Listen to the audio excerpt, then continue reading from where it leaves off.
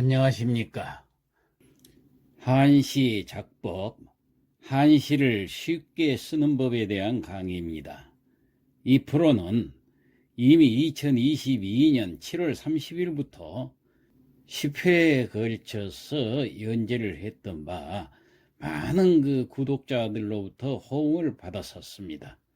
그러나 평측 등 약간의 오류들이 발견되어서 이를 수정해서 다시 송치를 하게 되니 많은 성원을 보내주시기 부탁드립니다.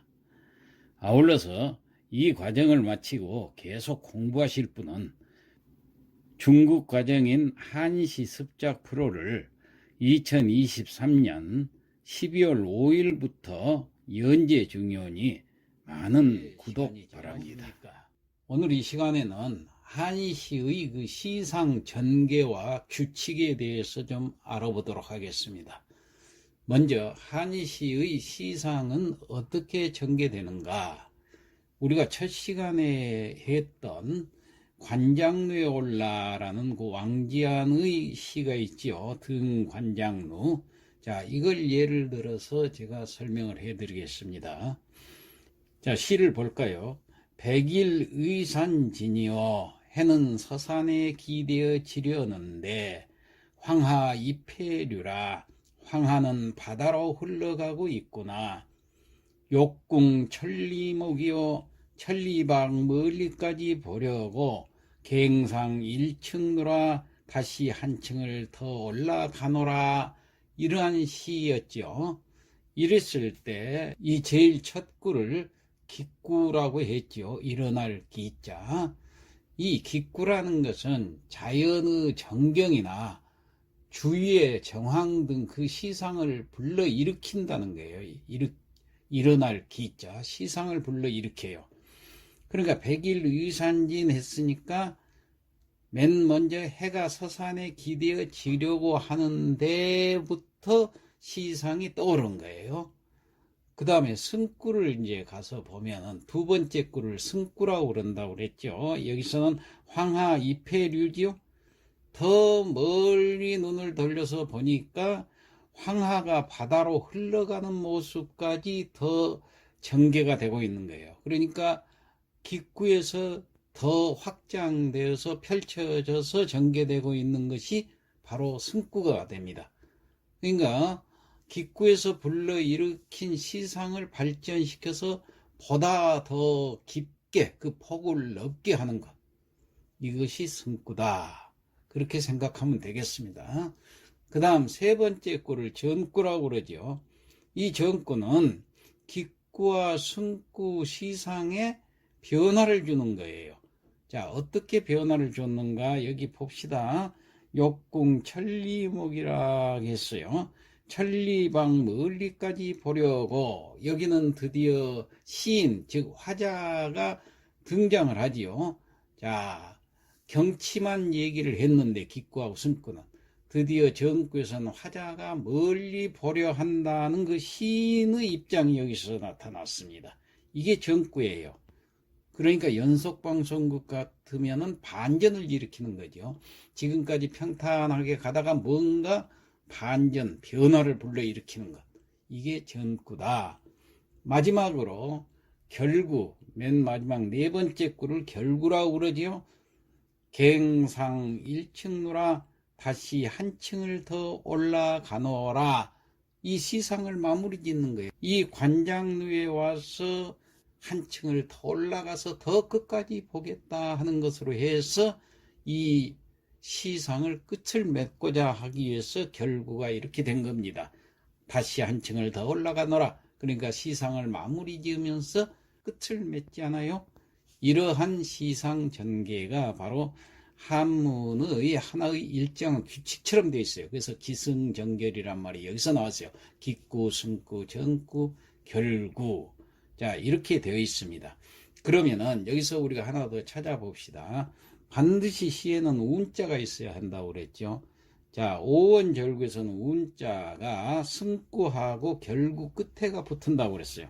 그럼 여기는 운자가 어떤 것일까요? 승구가 황하 이폐류니까 제일 끝 글자가 류자지요. 흐를 류자. 이게 운자가 됩니다. 그 다음에 결구 제일 끝에 글자가 루 있지요? 누강 누자. 그러면은 이 류하고 루하고는 모음 발음이 똑같이 취급이 되는 겁니다. 그래서 운자를 같이 보는 거예요. 자, 그러면 이번에는 한시의 규칙에 대해서 좀 더 살펴볼까요? 자, 한시의 규칙을 알기 위해서 제가 시를 하나 예시를 들었습니다. 두보의 시 강촌이라는 시가 있습니다. 강촌, 강마을 그 말이죠. 마을 촌자니까. 자, 두보는 누굽니까? 시성이라고 일으킬 정도로 아주 당나라 때 대표적인 시인이죠. 이태백, 이백과 쌍벽을 이루는 시인입니다. 가장 유명한 시인이 이백과 두보다. 그래서 이두다 이렇게들 흔히 부르고 있죠. 이 두보는 7살 때 시를 지었어요. 할아버지 두시먼이라는 분이 시인이었습니다. 그러면서 평생을 시를 짓는 동안에 1400여 수를 남기고 59세 세상을 떠난 사람입니다. 물론 그 일생은 파란만장해서 여기다 다 얘기할 수가 없지만은 그 힘든 시기를 시로서 위로하면서 또 시로서 표현하면서 일생을 살았기 때문에 지금은 아주 유명한 시성이라는 말을 들을 정도로 후세에 전해지고 있습니다. 자, 그 시 강촌, 강마을이라는 시를 지금부터 한번 감상을 해보면서 우리가 이 규칙이 어떻게 딱딱 들어맞게 시를 썼는가 하는 내용을 점검을 해보도록 하겠습니다. 자, 요건 보니까는 7원이지요. 7글자니까. 그리고 또 구가 8구가 있기 때문에 율시라고 그러겠죠. 자, 그러면은 여기서 율시 했을 때는 1, 2구를 수련이라고 그럽니다. 예, 머리 숫자 수련. 그 다음에 3, 4구는 함년, 턱. 머리 밑에 턱 있죠. 턱 함자 함년. 그 다음에 5, 6구는 경년, 목. 턱 밑에 목이 있죠. 그래서 목경자 경년. 이 경련이 목이 있기 때문에 숨통이 있는 데기 때문에 가장 중요하게 여깁니다. 그 다음 맨 끝에 7, 8, 9를 미련, 꼬리 미자 제일 끝에 있다고 그래서 이렇게 지칭을 하고 있습니다. 요거 참고로 알아두시고, 그러면 수련이 기가 되죠. 기승전결할 때. 함년은 뭐가 되겠습니까? 승이 됩니다. 그 다음에 경련은 전구 할 때 전이 됩니다. 그 다음에 미련은 결이 됩니다. 그러면 기승전결이 이 율시에서도 똑같이 이루어지고 있다는 것을 알고, 그러면 기승전결을 할 때 기에 해당하는 수련에 대해서 살펴봅시다. 청강일곡 포촌유요 청강 맑은 강 일곡 한 굽이 포 안을 포자지요. 안고서 촌 뭘 안고서 마을촌 마을을 안고서 유 흐른다. 그러니까 맑은 강 한 굽이가 마을을 안고 흐르는데, 그 다음에 장하 강촌 사사유라. 장하 긴 장자 여름하자 긴 여름. 강촌은 강마을이죠. 강마을에 일사자가 2개 있으니까 일일이 그 말이에요. 극할 유자 극하다. 긴 여름 강마을에 일일이 다 극하다. 강마을이 아주 고요하고 극하다는 얘기죠. 그 다음 이제 함년으로 들어갔습니다. 함년의 내구는 자거자래 당상년이요. 자거 스스로 자자 갈 것자 스스로 갔다가 자래 스스로 자자 올래자 스스로 오는, 그러니까 절로 갔다. 절로는 당상 집당자 윗상자 집 위에. 그 다음에 제비연자 집 위에 제비이고 제비들이 왔다 갔다 한 모양이죠. 그 다음에 함년의 외구를 봅시다. 상친상근 수중구요. 상친 서로 친하고 친할 진자. 서로 상자 가까울 근자, 서로 가까운 것은 수중 물 가운데, 구자는 갈매기 구자입니다. 갈매기라. 그러니까 서로 친하고 가까운 건 물 가운데 갈매기로다. 그 다음에 이제 여기서 전구가 되니까, 전구 즉 경련이 되니까 반전이 이루어집니다. 지금까지는 강마을의 풍경을 여기서 얘기를 했죠. 자, 이게 이제 정구로 되니까, 다시 말해서 경련이 되니까 반전이 일어났습니다. 자기 시인의 일상적으로 시구를 돌렸어요. 자, 노처화지 위기국이요. 자, 늙은 아내 노처, 화지 그림 화자, 종이지자, 종에다 그림을 그린다 그 말이에요. 종에다 그린다. 뭘 그리느냐? 될 위자, 기국, 바둑기자, 판국자, 바둑판, 기국. 바둑판을 그리고 있다 그 말이에요. 늙은 아내는 종이에다가 바둑판을 그리고 있고, 그 다음에 외구를 보니까 치자, 고침, 작, 조구라. 자, 치자, 어릴 치자, 아들 자자, 어린 아들은 두드릴 꽃자, 바늘 침자, 바늘을 두드려서, 그러니까 침을 두드려서 작, 지을 짝자, 뭘 지으느냐? 낚시 조자, 갈고리 구자, 낚시 바늘, 갈고리 바늘 구자하고 똑같아요. 자, 바늘, 낚시 바늘을 만들고 있네 그 말이에요. 그러니까 지금까지는 강촌의 풍경이었고, 이제 집안의 풍경으로 이렇게 다가왔어요. 늙은 아내는 종이에다 바둑판을 그리고 있고, 어린 아들은 바늘을 두드려서 낚싯바늘을 만들고 있네. 그 다음 마지막 미구, 그러니까 결이 되겠죠. 어떻게 마무리를 지었는가 봅시다. 다병 소수 유약물이요. 다병 마늘 따자, 병자 질병. 병이 많은 소수 바, 뭐뭐 하는 바, 수는 여기서 모름지기 수 그 말인데, 필요한 그런 뜻이 가지고 있습니다. 필요하다라는 뜻을. 자, 모름지기 필요한 바, 뭐가 필요하냐? 유, 오직 유자, 약물, 약물은 우리말로도 약물이라고 하죠. 오직 유자, 그러니까 약물이 필요하다. 그러니까 병이 많아가지고 두보가 약을 많이 마시고 있었던 것 같아요. 그때 당시에는 약을 마셨죠. 탕약으로 끓여서. 그 병 많은 나에게는 약물만 있으면 된다. 여기서 꼭 있어야 된다는 것은 모름지기 숫자, 이거 필요하다, 반드시 뭐뭐 해야 한다, 이런 뜻을 가지고 있습니다. 그 다음에 마지막 미구 외구를 봅니다. 자, 미구 차외 갱하구라. 미구라는 것은 작을 미자 몸 구자입니다. 그러니까 자신을 낮춰 말할 때 미구라고 합니다. 내가 그 말이에요. 내가 차외 이 차자 바깥 외자 이 외에 그 말이에요. 이 외에 갱 다시 하고 무엇을 구하겠느냐? 약만 있으면 가장 절실한 게 약이다. 더 이상 내가 풀을 탐할 수도 없고 권력을 탐하지도 않고 내가 이 이상 또 뭘 구하겠느냐?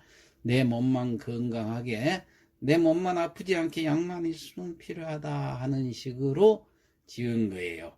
이 시는 두보가 성도 그 완화계라는 그 초당에서 살 때 지은 시입니다. 어떤 의미에서는 그 두보의 일생이 참 파란만장했는데, 이 두보 일생에서 가족과 함께 가장 평온한 시절을 보내던 때라고 할 수 있겠습니다. 물론 몸에 병이 여러 가지 병이 있어서 폐병도 있었고 당뇨병도 있었고 학질도 있었고 여러 가지 병이 많았지만은, 거기다가 나중에는 뇌졸중 현상까지 일어나고 귀도 먹고 그랬지만은, 그래도 이때가 가장 행복했던 일상이었다, 그렇게 두보는 얘기를 하고 있습니다. 자, 이 시를 우리가 해석을 해봤는데, 이걸 가지고 이제 규칙을 하나씩 살펴보죠. 자, 한시 규칙 보면은 첫째가 이사부동이요 이륙대라. 자, 이사부동이라는 것은, 이라는 것은, 자, 첫 구를 한번 봅시다. 청강일곡 포촌유 할 때, 여기서 평측을 가지고 따지는 겁니다. 평, 측, 평, 이렇게 되어 있죠. 이사부동이다. 그 말은 두 번째 글자가 하나, 두 번째가 평성이죠. 네 번째 글자는 하나, 둘, 셋, 네 번째 측성이죠. 이렇게 평성과 측성이 서로 같지 않아야 된다는 얘기예요. 그러니까 이건 맞게 됐죠. 그 다음에 2, 6 대라. 2하고 6은 서로 똑같아야 돼요. 자, 2는 하나, 둘 평성이죠. 6 봅시다. 둘, 셋, 넷, 다섯, 여섯 평성이죠. 똑같죠. 그래서 이럴 때는 2, 6 대다. 이렇게 얘기를 합니다. 그러니까 두 번째 글자와 네 번째 글자는 같아서는 안 되고, 두 번째 글자와 여섯 번째 글자는 같아야 한다. 예, 그런 뜻입니다. 그 다음에 아분, 대구 마지막에는 반드시 평성자로 된 운자가 와야 된다. 율시에서는 1, 2, 4, 6, 8, 9마다 맨 끝에가 운자가 와야 되는데, 여기 한번 살펴볼까요? 자, 1구가 류자가 왔죠. 예. 그 다음에 2구다 유자가 왔죠. 똑같은 모음이 똑같죠. 그러니까 운자 같다는 얘기예요. 그 다음에 4구는 보니까 구자죠. 갈매기 구자. 모음이 똑같죠. 그 다음에 6구를 보니까 여기는 바늘 구자지요. 예. 낚싯바늘 할 때. 그러니까 똑같아요. 맨 마지막 8구 끝에 보니까 구할 구자죠. 전부 유, 우 이런 식으로 모음이 똑같죠. 이래서 운자가 같다는 얘기예요. 이 1구, 2구, 그리고 4구, 6구, 8구에 운자가 붙은다. 이걸만 기억을 해두면 되겠습니다. 그 다음에 운자를 붙이지 않은 홀수구는 반드시 측성을 써야 한다. 그러니까 1, 2, 4, 6, 9 아닌 3구라든가 5구라든가 7구는 측성으로 써야 된다는 얘기예요. 이거는 운자 없는 데는 측성이 되고, 운자는 평성으로 운자를 붙이고, 이렇게 생각하면 됩니다. 그 다음 고측, 고평, 하삼년 금지. 자, 고측, 고평, 하삼년이란 게 뭐냐 하면은, 세 글자 중 가운데 글자는 홀로 측성이나 평성이면은 안 되고, 뒤에 세 글자는 평측이 달라야 한다. 그 법칙인데, 고측이라는 것은 양쪽에 평성이 나오는데 측성이 가운데에 혼자 끼어 있으면, 혼자 끼어 있을 때는 외로울 고자 기울 측자를 써서 고측이다 해서 외롭게 하나 끼어 있으면 안 된다는 얘기예요. 고평도 마찬가지입니다. 양쪽이 측성인데 평성이 가운데 끼어 있으면 안 된다는 얘기예요. 하삼년 금지 그랬는데 나란히 평성이 세 개가 있거나 측성이 나란히 가거나 이렇게 해도 안 되는 거예요. 글자 맨 끝으로 세 개가, 끝 글자가 세 개가 나란히 측성이어도 안 되고 나란히 평성이 안 돼요. 다시 말해서 측 하면 안 되나요? 측 평이 되는가? 평측 이렇게 돼야 되겠죠. 그 다음에 평성이 나란히 세 개가 되어도 안 돼요. 평 이건 안 된다는 얘기예요. 측 한다든가 측평 한다든가 여기에는 또 측이 하나가 더 들어가야 돼요. 자, 이렇게 규칙이 까다롭습니다. 그러나 이런 규칙들을 다 기억을 못하더라도 평측법만 그대로 알고 하면은 이런 문제는 안 생기게 됩니다. 그렇기 때문에 평측법을 지켜서 하면 된다. 이렇게 생각하면 되겠습니다. 마지막으로 대우법. 대우법이라는 것은 한 연의 그 상하구가 서로 짝이 되게 하는 그런 수사법입니다. 이걸 대구법이라고 그러는데, 특히 율시의 경우에는, 절구의 경우에서는 대구법을 쓰기도 하고 쓰지 않기도 하지만은 율시의 경우에는 하암년과 경년에서는 반드시 대구법을 사용을 해야 됩니다. 자, 우리 하암년과 경년을 한번 볼까요? 자거자래 당상년이요 상친상근 수중구라. 자거하고 상친하고 대가 딱 되지요. 예, 절로 갔다 스스로 갔다가 또 서로 친하고 서로라는 거, 서로 스스로 부사지요. 가다, 친하다, 동사지요. 똑같은 품사로서 대꾸가 잘 된 거예요. 잘해, 스스로, 서로, 상근, 자, 레는 올, 레자, 여기는 가까울 근자, 오다, 가깝다, 동사 똑같죠? 그 다음에 당상년이요, 집, 당자, 물수자, 같은 명사예요. 상, 중, 상과 위에와 가운데, 이거 대가 잘 되죠? 연, 제비, 연자, 갈매기, 구자, 같은 명사로서 날짐승을 얘기하고 있고, 이런 식으로 대가 맞아야 돼요. 하나만 더 볼까요? 노처, 화지, 위, 기국이요, 치자, 고침, 작조구라. 자, 노처하고 치자하고 잘 되죠. 늙은 아내하고 어린 아들하고. 화지, 종에다 그림 그린다 하고, 예, 바늘을 두드린다 하고 서로 대가 잘 되죠. 위하고 작자, 이 글자 하나끼리도 서로 대가 잘 됩니다. 하다, 만들다. 예. 그 다음에 기국, 바둑, 판, 조구, 낚시, 바늘, 같은 명사끼리. 자, 이렇게 해서 대를 이루는 것이 특히 율시에서 함년과 경년에서는 반드시 대를 이루어야 한다. 그런 얘기입니다. 자, 조금 복잡한 것 같지만은 오늘 여기서 제가 말씀드리고 싶은 것은 평측법만 제대로 갖추면은 이런 규칙에 전혀 걸릴 필요가 없어요. 그 다음에 아분만 잘 세우면 됩니다. 예, 운자를 잘 붙이면 돼요. 1구에서부터 2, 4, 6, 8, 9. 그 다음에 마지막으로 함년과 경년은 대구가 잘 이루어지도록 작시를 해야 된다. 이렇게만 되면 근체시를 제대로 익혀서 한시를 작시를 했다. 이렇게 얘기를 할 수가 있는 것입니다. 이상 마치겠습니다.